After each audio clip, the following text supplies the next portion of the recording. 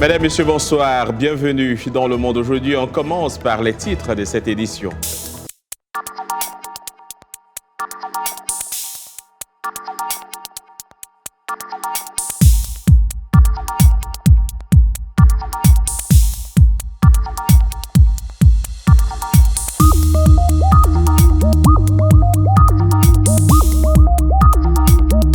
Après 3 mois d'enquête et d'audition, la commission du renseignement de la Chambre a rassemblé les faits incriminants. Ce rapport relate un plan du président des États-Unis visant à contraindre un allié, l'Ukraine, en guerre contre un adversaire, la Russie, à faire le sale boulot du président.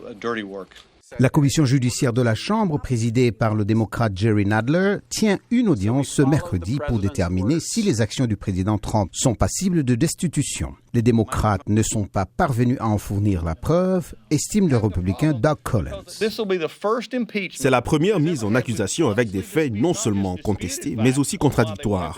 Était-ce un échange de bons procédés et y a-t-il eu une pression réelle lorsque les deux participants à l'appel, le président des États-Unis et M. Zelensky, disent tous les deux qu'il n'en était rien? Donald Trump a qualifié les audiences de démocrates de canulars. C'est très antipatriotique pour les démocrates d'agir de la sorte. Je pense que c'est une mauvaise chose pour notre pays. L'opinion publique américaine est divisée sur la question, selon les sondages d'opinion, mais pour les démocrates, l'abus de pouvoir dont s'est rendu coupable le président Trump est une grave affaire. Sommes-nous prêts à dire que désormais nous devons nous attendre à ce que ce président et ceux qui suivront se livrent à une certaine corruption qui compromettrait la sécurité du pays et réduirait l'importance du serment présidentiel? Une fois les articles de mise en accusation rédigés par la commission judiciaire de la Chambre, c'est au Sénat, dominé par les républicains, que se déroulera le procès, probablement en début d'année. Au moins 20 sénateurs républicains devront se joindre à la minorité démocrate du Sénat pour démettre le président Trump de ses fonctions. Chose peu probable en l'état actuel des choses. Les dirigeants de l'OTAN participaient hier à une réception organisée par la reine au palais de Buckingham, une fin cordiale pour clore une première journée tendue. Plus tôt dans la journée, le président Donald Trump et son homologue français Emmanuel Macron s'étaient affrontés sur le sort des combattants étrangers du groupe État islamique détenu en Syrie. Beaucoup d'entre eux viennent de France, d'Allemagne et d'Angleterre. Ils sont pour la plupart européens. Certains pays sont d'accord. Je n'en ai pas parlé au président pour l'instant. Voulez-vous de bons combattants de Daesh? Je peux vous les donner.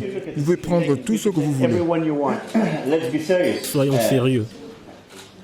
L'essentiel des combattants sur le terrain sont des combattants venant de Syrie, d'Irak et de la région.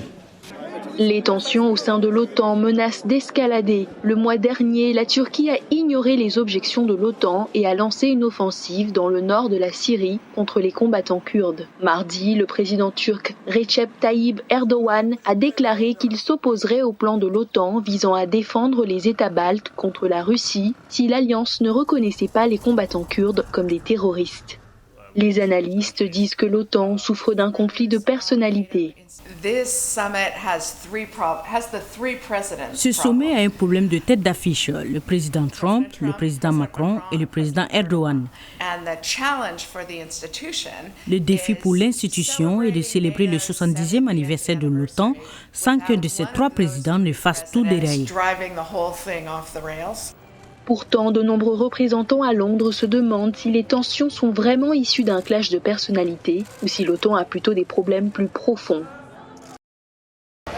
Environ 3 millions de personnes à travers l'Afrique de l'Est ont été touchées par les pluies, les inondations et les coulées de boue ces dernières semaines.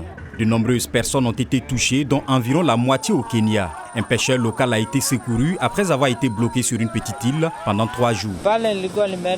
J'y étais allé pour pêcher. Quand j'y allais, il n'y avait pas d'eau. L'eau a surgi soudainement et en 2 minutes, j'étais entouré et je ne pouvais plus traverser. Des maisons et des champs ont été détruits, les routes et les ponts endommagés rendent difficile l'accès aux villages reculés pour y acheminer de l'aide. Les habitants quittent les communautés inondées à la recherche d'un sol sec. Joseph Otieno a récemment enterré sa femme. Il craint que les inondations ne sortent son cercueil de la tombe. Nous mettons de gros rochers au-dessus de la tombe pour empêcher le cercueil de sortir à cause de ces inondations. Les fortes pluies ont provoqué des inondations dévastatrices dans certaines parties du Soudan du Sud, forçant les communautés déplacées par la violence à se déplacer à nouveau. La mission des Nations Unies pour le Soudan du Sud à Akobo lutte pour fournir les services de base à des milliers de personnes touchées. Oui, nous pouvons fournir un soutien d'urgence maintenant, mais ces gens vont compter ou ont compté pendant des années sur leurs récoltes. Ces récoltes sont susceptibles d'être gravement affectées, donc il va y avoir moins de nourriture qu'ils vont devoir dépendre de la nourriture venant de l'extérieur. Les pluies sont généralement fréquentes en Afrique de l'Est entre octobre et décembre, mais pas en abondance. Les scientifiques expliquent cette situation par les températures plus chaudes de l'eau dans l'océan Indien. Chimele Oke Nwozu ne se sent pas bien depuis un moment. Grâce à Tremandoc, une application mobile qui fournit des services médicaux virtuels aux Nigérians, Chimele peut parler à un médecin à travers une conversation vidéo et recevoir ainsi une prescription. Cela vous évite le stress d'aller à l'hôpital, de prendre rendez-vous, ce genre de choses. C'est plus facile parce que vous êtes toujours avec votre téléphone. Il vous suffit de prendre votre téléphone et de parler à un médecin. À l'instar de nombreux pays d'Afrique, l'accès aux soins de santé au Nigeria peut être difficile en raison du manque d'infrastructures ou de praticiens de la santé qualifiés. Monsieur Chikezi, qui a créé l'application Tremandoc, a déclaré que l'inspiration lui est venue après que son enfant eût été diagnostiqué avec des végétations adénoïdes hypertrophiées, une infection de la gorge fréquente qui déforme la respiration par le nez et implique souvent de fréquentes visites chez le médecin. Je me suis dit, si j'avais différents médecins sur une même plateforme et que je pouvais en appeler un, j'aurais pu dire que je connaissais déjà son état et demander la conduite à tenir en ce moment précis. L'application Tremandoc compte actuellement 289 médecins disponibles sur appel et 15 000 abonnés. L'application a ses propres médecins résidents qui peuvent s'occuper des patients à tout moment. Chaque médecin reçoit une allocation par consultation.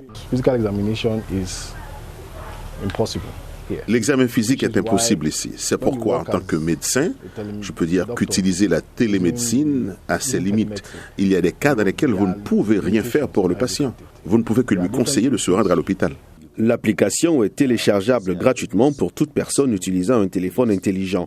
Un mois d'essai gratuit est proposé aux nouveaux abonnés, après quoi des frais de 1000 naira, soit 2,85 $, sont facturés par mois. La société propose également des services spécialisés à un tarif plus élevé.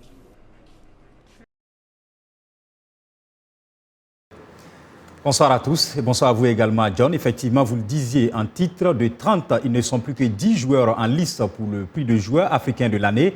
La CAF a publié la shortlist des nominés pour le Ballon d'Or africain. On y retrouve les favoris comme Sadio Mané et Riyad Mahrez, Ismaël Benacer, meilleur joueur de la CAN 2019 avec le Nigérian Odion Igalo, le Camerounais André Onana ou encore le Sénégalais Khalidou Koulibaly, le Marocain Hakim Ziyech, l'Égyptien Mohamed Salah, le Gabonais Pierre-Emerick Aubameyang et l'Algérien Youssef Belaïli sont aussi sur cette shortlist.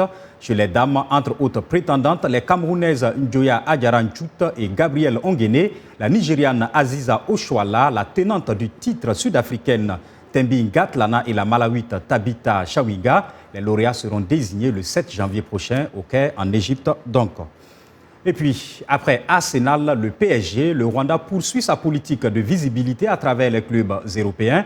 Le Paris Saint-Germain a officialisé un partenariat de 3 ans avec le Rwanda, un contrat dont le montant n'a pas été précisé et qui engage le club à promouvoir le tourisme dans ce pays d'Afrique de l'Est. Le double champion de France est le second club à s'engager dans la campagne Visite Rwanda après Arsenal qui a signé un tel partenariat. En mai 2018, ce partenariat prévoit que des joueurs du PSG se rendent au Rwanda en relatant leur visite sur les réseaux sociaux. Ils porteront la marque Visite Rwanda au dos de leur tenue d'entraînement. Et d'avant-match, le slogan sera aussi visible sur la manche des maillots de l'équipe féminine. Et puis, coup dur pour l'Égypte, le tribunal arbitral du sport a confirmé la suspension pour 2 ans de la Fédération égyptienne d'haltérophilie pour des cas de dopage. Cette décision prive les haltérophiles égyptiens des prochains Jeux olympiques Tokyo 2020. La Fédération égyptienne avait été suspendue pour 2 ans en septembre dernier, ce qui l'avait privé des championnats du monde en Thaïlande. Cette suspension fait suite à une série de 7 contrôles antidopage positifs chez des jeunes haltérophiles en 2016. C'est un coup de massue, disons, pour ce pays auquel l'haltérophilie a rapporté 31 médailles au cours de ses 22 participations aux Jeux olympiques. L'Égypte a obtenu 2 médailles de bronze, on se rappelle, aux Jeux de Rio 2016, grâce à Mohamed Mahmoud, également champion du monde en titre, et Sarah Ahmed chez les dames. Voilà, c'est tout pour l'espoir, on se retrouve demain. Leur histoire est intimement liée aux luttes de libération et d'indépendance. Elle illustre les principes héroïques de la Grande Afrique à travers l'art et l'histoire du continent. Parmi ces héros, Nelson Mandela, Kwame Nkrumah et la chanteuse africaine de renom Myriam Makeba. La technologie de pointe joue un grand rôle dans l'exposition en cours au Musée des Arts africains de Washington. Garth Kesley Hayford dirige ce musée. Ce que nous permet cette nouvelle technologie, c'est que les gens puissent venir dans notre espace et voir, s'ils le désirent, des objets exceptionnels, magnifiquement organisés. Mais si vous le désirez, vous pouvez aussi lire les étiquettes pour les informations supplémentaires. Selon Casey Hayford, Kevin Dumuchel, qui a sélectionné les œuvres, et une équipe du musée ont créé un cadre digital pour renforcer l'expérience des visiteurs avec l'histoire des œuvres d'art et leur signification. Ainsi, ce que vous verrez et ce que nous faisons grâce à cette technologie de pointe, c'est la connexion entre chaque idée et chaque objet avec un personnage précis de l'histoire africaine dont la vie illustre cette idée particulière. Dumuchel affirme avoir entamé le projet d'exposition il y a 2 ans avec comme point d'ancrage l'art africain du comté. Ce que cette exposition accomplit est de montrer un art et un artiste qui nous enseigne comment nous présenter sous notre meilleur jour. Chacun de ces objets le fait. Chaque héros est lié à chaque chose de spécifique, à ce que je peux identifier comme principe et leadership héroïque. Michael, lui, est spécialiste des technologies au Musée Smithsonian des Arts africains de Washington. Je peux entrer dans cette galerie avec mon téléphone, m'approcher des objets et lire les étiquettes, et je peux tenir mon téléphone au-dessus et vous y verrez automatiquement une fiche et je l'actionne. J'ai une vidéo avec sous-titrage, si bien que vous n'avez pas besoin de casque d'écoute si vous ne le voulez pas. Depuis le 16 novembre, le Musée Smithsonian des Arts africains de Washington expose une 50aine d'œuvres d'art réalisées par une 40aine d'artistes. L'idée de créer des émoticônes a germé lorsque Oblerou travaillait sur un projet de promotion de masques ivoiriens. Pendant les vacances de la première année à la deuxième année, je me suis dit que je pouvais créer des émojis pour faire ça. Marie-Eliane est une jeune blogueuse. Selon elle, sa manière de communiquer sur Internet s'est nettement améliorée depuis qu'elle a commencé à utiliser les zouzoukois. En tant qu'Africain, en tant qu'Ivoirien, on a nos codes. Comme par exemple dans une conversation, tu vas vouloir dire « Hein ?» Tu ne trouveras pas ça dans les émojis traditionnels. Donc clairement, grâce à Zouzoukoua, je peux envoyer l'expression comme ça automatiquement. Ça passe plus facilement dans la conversation. On a aussi au niveau de la gastronomie un large éventail. Comme par exemple le Gaba national, on a le Bissau, on a le Nyomoku. Franchement, il y a trop de trucs qui font que j'utilise Zouzoukoua aujourd'hui. La nourriture figure en bonne place dans les émoticônes d'Oblerou, notamment le plat ivoirien garba, fait à base de semoule de manioc, de thon grillé et de piment. C'est d'ailleurs l'un de ses plats préférés. Wilfried Yeh, un autre étudiant, dit qu'il utilise des émoticônes tout le temps parce qu'ils transmettent rapidement des émotions instantanées et partagées. Ça permet de gagner du temps, ça permet de transmettre ses émotions plus rapidement. Quand on écrit parfois, en fait, dans le texte, on ne sent pas l'émotion vraiment. Mais avec l'emoji, on peut vraiment transmettre beaucoup plus d'émotions. Depuis sa création, les émoticônes du jeune graphiste ont été téléchargés 100 000 fois sur Play Store et plus de 30 000 fois sur Apple Store.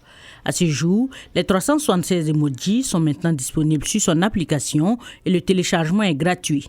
Et terminons ce journal par Fabio Wibmer, un cycliste autrichien qui a récemment participé à une spectaculaire promenade dans les rues et les escaliers, j'y parviens, de Lyon et de Paris. Le champion autrichien de mountain bike downhill 2016 et désormais producteur de vidéos a publié cette semaine sa dernière production, Urban Freeride Live 3, basée sur un voyage de Lyon à Paris qui s'est achevé à la Tour Eiffel. Je vous laisse regarder.